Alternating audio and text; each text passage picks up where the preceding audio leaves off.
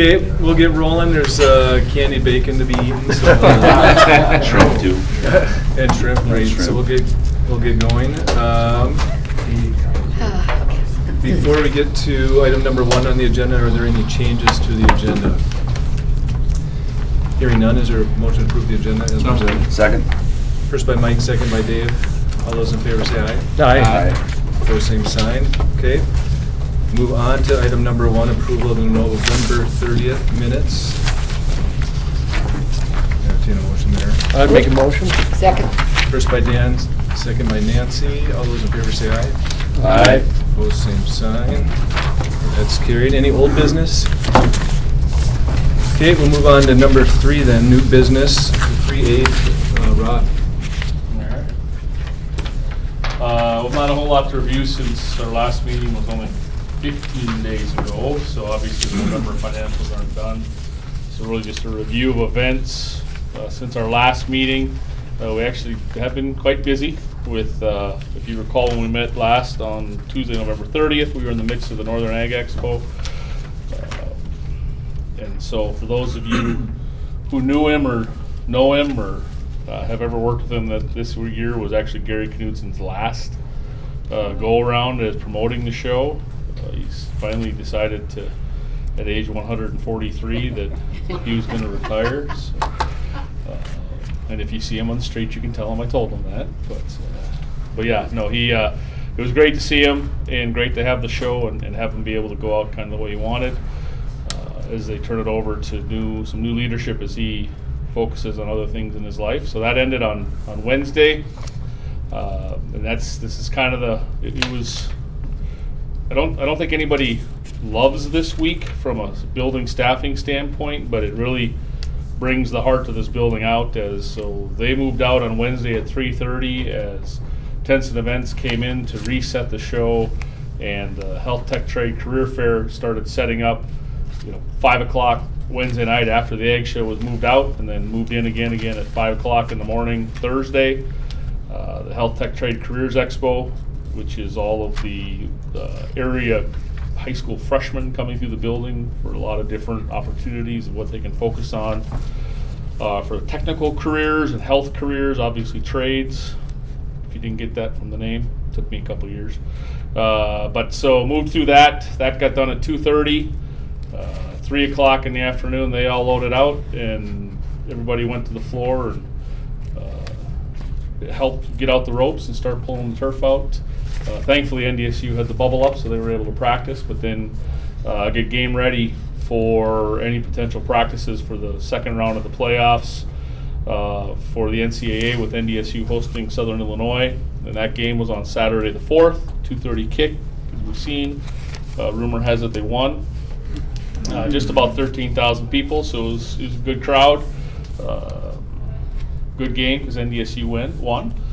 Practice all the week, and then this last week was the quarterfinal game against East Tennessee State, with it holding true where they received the 11 a.m. game on ESPN. So again, a very early morning for a lot of people, but great to showcase the facility and the football team with another win in the quarters, and now on to the semifinals. Any questions on past events, comments from board members?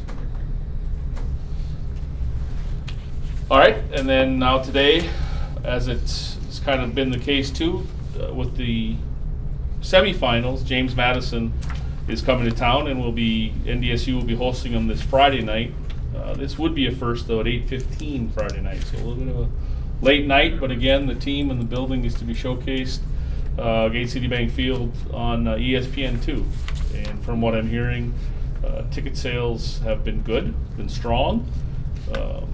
Maybe it'll be a sellout, but I'm happy with frankly anything over 11, because that was still a hell of a lot more than we were having here last December. So, but that 16, 17, 17 and a half range will be really good fun to see that in the building, and go from there. After the football win on the Friday night, they'll continue to practice in the building next week, but then they'll take a little time off and then move over to the bubble for the last week in December, the week of the 27th, as we host Rumble on the Red, again, another event that did not happen last year, but is coming back this year. Said he's got, last check, I think they said they had about 65 plus high school teams coming in for that, so looking forward to that. Be interesting to see what food and beverages Friday night for the per caps and stuff. Yeah. No history on that. You know, we've had the history. I think, you know, we're still facing staffing challenges, but with a Friday night game, it seems like we will be in better shape than we have the last couple of games. A lot of the groups are available to work, so. So there'll be more concessions open? The last game there wasn't many. Right. The last two games actually, we've had to close a couple of stands on each the east and west sides and the north side to just can't Get the people. can't get the groups to or the staff to come in and do it. And that's not, let's be very clear here. Attendance wise, staffing wise, I sit on weekly conference calls with our consortium we belong to with Venue Coalition. This is not a Fargo problem. This is everywhere. This is buildings in Columbus, Ohio that their food and beverage company are bringing in busloads of people from Pittsburgh and Baltimore. This is New Orleans with people bringing in busloads from Dallas. So it's just something that's the way it is right now. And so, you know, searching out people, searching out products, searching out cups to pour soda in. It's you know, searching out the staff to work the doors. It's been a challenge. Again, it's way better than it was in December of last year. It's the 9th game of this season. It's the 15th game of this year, calendar year. So there is a little bit of a, it's going to be over after Friday, but there is a lot of, hey, it's been a lot worse, and we're happy to have it back, and we know that this is what it is, and it's only going to get better from here. So somebody once told me it could be worse. Could be. I ripped that book up, by the way. Okay. You took the picture of the grandpa out of there, didn't you? Because you wanted to fly on top of that. There you go. So then moving into the next year, into 2022, into January, prior to our next meeting, we do have WWE here for an event Saturday the 15th and some meeting room events. And then we hit January with our next meeting scheduled for the 25th, right before the Red River Valley Boat and Marine Products Show comes in. Nice. So with only 15 days between meetings, I don't have a whole lot, but that's Yeah. Okay. kind of where we're at. Okay. Any other questions, comments on events? Okay, thanks, Rob. Building Finance did not meet, so we'll skip over B. I forgot to welcome Ryan and Ben, so I apologize for that. And Barry as always, but It's always good to see Barry. yeah. We'll move on to item number 4, the insurance renewals. Wonderful. Well, I'll start. You know, Susan and Ryan and I have gone through the details, so I don't want to necessarily get too granular, but there were a few open items that we left off when we met last. And then we're also waiting on the final property numbers from Zurich. Just to kind of circle back around to that, they had given us an initial indication of about 10% overall in rate.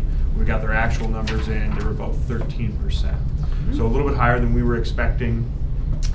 So one of the items on our agenda was to go back and see if we can negotiate some additional credit from Zurich and then the liability carriers as well. So we did get Zurich to agree to give us about 6% rate back overall. So that's why our number is lower in the final column there, 2022 final proposed, and that actually does include the 2% inflationary increase on the building value that you know, was suggested at the time. So an overall win there. Essentially, the casualty lines, which are in the middle section, they also were willing to give a 6% reduction in rate. So the final column, everyone, is really where we ended up. That bottle total program premium number is where we ended up, and our estimate when we met in November is kind of where we started. So looking at those numbers, really the last column is the finalized numbers. And the open items that we had discussed, Zurich initially proposed reducing the flood limit from 25 million to 10 million. We were successful in negotiating them to keep it at 25 million. So I know that that's going to alleviate a lot of initial concern. They also wanted to reduce or increase the flood deductible to 1 million. So we were successful in getting them to agree to keep it at 500,000 to coincide with the NFIP flood policy, which essentially is going to cover that, under 500,000. So able to dovetail those. The other items that we had discussed were whether or not the inflationary increase really was necessary or whether or not it was enough. And I think Ryan's going to share a little bit of some modeling that he has put together, actually that Zurich has put together, that we'll get into more detail on that. And I think that's probably a good spot to transition to that. Sure. So we talked about probability modeling and how do you assess what's maximum potential loss or probable maximum loss is how it's termed in the industry. And so to do generic modeling on one location is a little bit challenging because it's a little bit all or nothing. And so in having conversations with some of our property folks at Marsh and also the underwriter, you think through how carriers assess risks and so forth. And so I went back to Zurich and talked to their risk engineering department, and they were willing to share their risk engineering report. The last one that was conducted was in 2019, and so I brought 3 copies, lots of real light reading with respect to risk assessment on a particular structure. And so they take a look at 2 different factors when they're assessing risk. One is the EML, which is the estimated maximum loss, which is when you talk about statistical variance, there's a min probable loss and a maximum probable loss. And so the EML is what is the max probable loss that could potentially happen,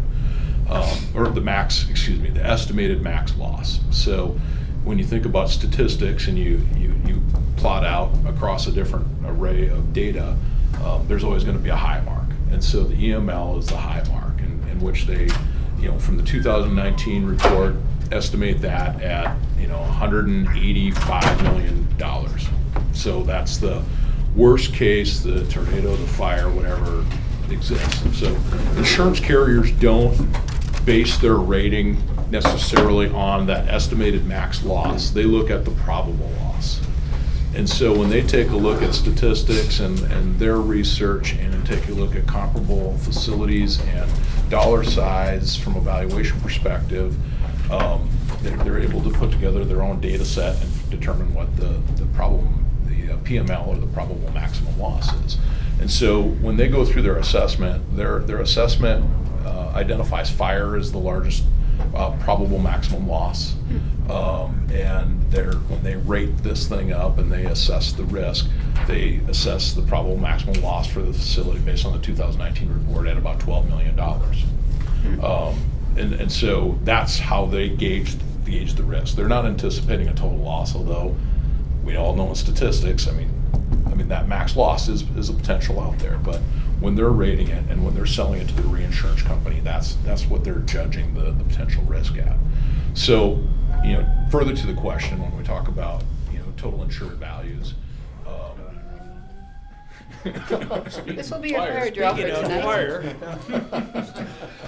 I will just preface this with they just started replacing the fire alarm system today or yesterday, so we should be good, but somebody will be going to get ready to make sure we're all right. That's just juice up that total. And don't worry,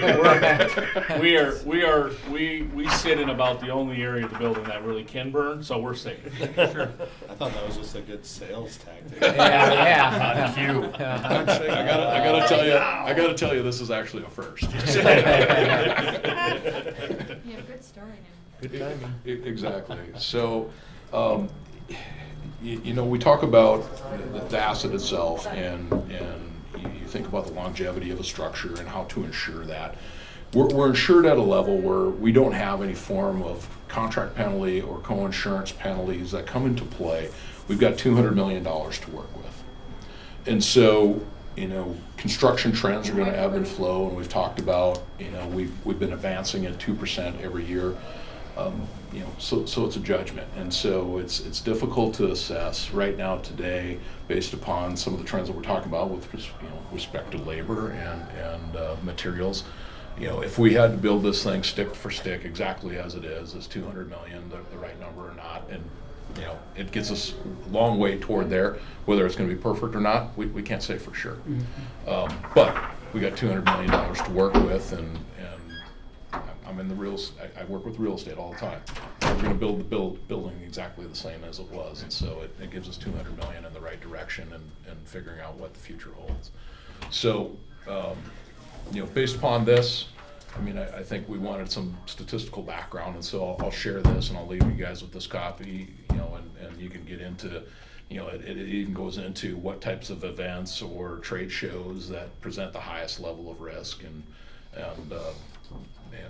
so it's just an interesting read for guys that are really interested in understanding statistics and probability. So, any questions with respect to that? Okay. Also worth noting, this is 2019 report, right? So Zurich is going to come back. They will do this report again. So we'll have a new EML when they conduct their visit this summer. If it warrants revisiting, we'll discuss it at that time. But we're comfortable with the $200 million limit that is essentially a 2% inflationary increase. So additional items. One thing I noted to Susan, the mechanical breakdown limit is, it's typically purchased up to the building value or the total insured value, which was 197. It's 200 now. That is higher than necessary. So we've reduced the limit for equipment or mechanical breakdown to 100 million. Any ensuing damage from mechanical breakdown, for example, is included in the property form. So we're really concerned about equipment, essentially mechanical equipment within that $100 million limit. We feel that's more than adequate. If there's any concerns about that, you can let us know, but it's roughly an $1,800 spend that, in our opinion, we don't need to be spending. So that was a slight adjustment as well. We reached out to half a dozen property markets after we got Zurich's initial indication of 10%, and the feedback was that nobody was going to be able to compete with the terms that they had presented us at that time. So again, we think this is something that does change on an annual basis. So our plan for next year will be diligent, start early, continue to evaluate additional options, but Zurich is the right carrier for this facility for the time being on the property piece. So the overall reduction in premium from when we essentially met last in November is about $14,000. So in rate, realistically over last year, that's 17%. Now that's a relative number because our casualty, the liability premium last year or in 2021 was lower than normal because we went in with a lower projection of attendance, which is what impacts that premium. So the carrier was willing to give us a concession and say, yeah, we'll let you lower that than you've reported historically, obviously with everything going on. So the rate there, again, is relative. I think if we were to go to a similar number from the year prior, we're probably talking overall under 10%, which is a really strong renewal for a facility like this type. So we feel really good about it. And those are the items that we've got to cover, but what additional questions do you have?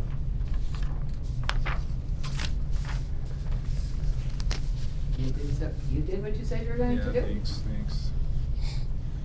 If the Dome ever served alcohol at Bison games, would the liquor coverage change a lot? No, better at all. So, for the current year, no. Yeah.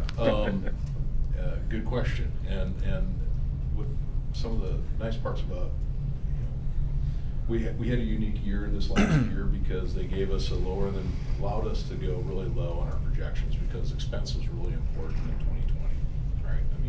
We didn't know what was going to happen, and so normally K&K, our liability carrier, doesn't audit. It doesn't audit at the year end. They'll base the next year really based upon the prior year totals. And so going forward, or projections at the beginning of the year, exactly. And so Susan provides us the projections. We project without the liquor aspect.